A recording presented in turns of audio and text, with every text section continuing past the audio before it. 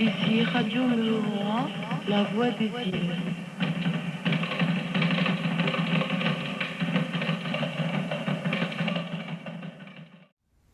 Au début, je ne pensais pas qu'il y avait de problème vraiment pour les essais nucléaires et nous étions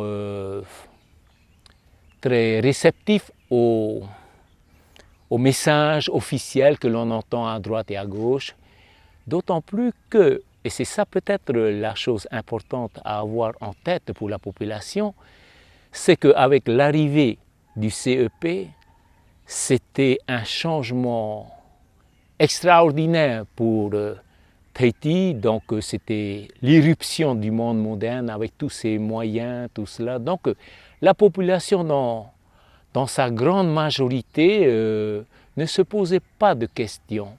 Sinon peut-être quelques personnes, on les connaît suffisamment. J'ai encore en tête cette image de Henri Hiro qui défilait tout seul, plusieurs fois.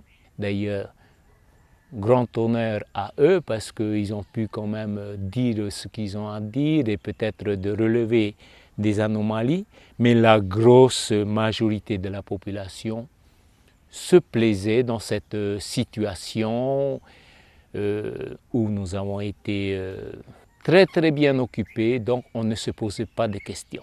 Les gens se sont tus parce qu'il y a beaucoup d'avantages et on a profité de cela, on nous a gavés. Et donc, tout pragmatiques qu'ils sont les Polynésiens, parce qu'ils sont intelligents dans ce sens-là, ils n'ont pas essayé, disons, de tarir la source, tout en sachant que, il y a peut-être un problème. Moi, personnellement, je n'ai jamais parlé de cela, disons, en classe. J'ai fait toutes les couches, de la 6e jusqu'en terminale, toutes les sections, mais jamais on a discuté de cela en classe. Quand c'était arrêté en 92, tout le monde s'était dit, bon, c'est terminé, quoi. Cette affaire est terminée, le problème, il est fini, quoi, le problème. Donc, on pensait que jamais ça va reprendre les essais nucléaires, jamais ils vont commettre cette bêtise-là. Or, en 95,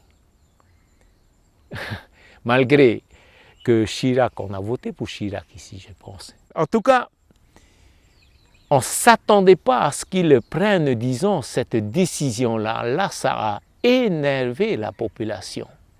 Vraiment énervé la population.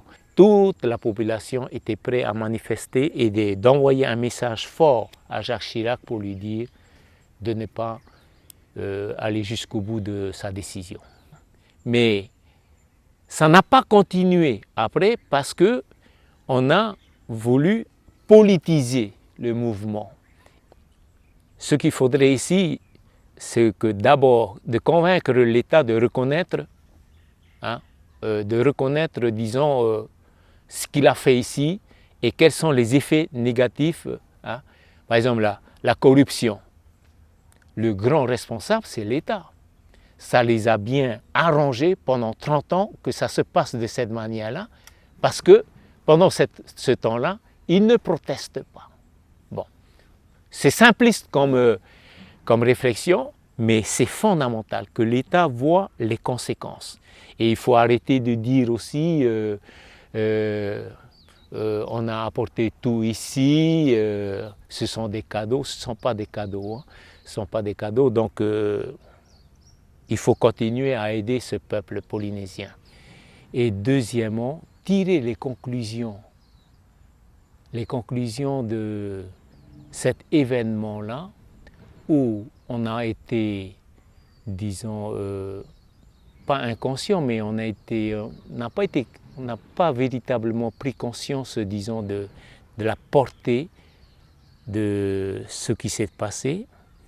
Et troisièmement, il faut arriver à dominer, disons, sa propre histoire au maximum à l'avenir.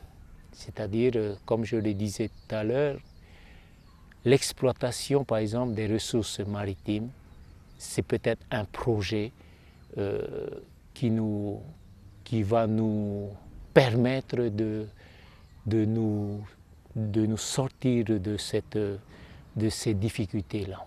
Voilà.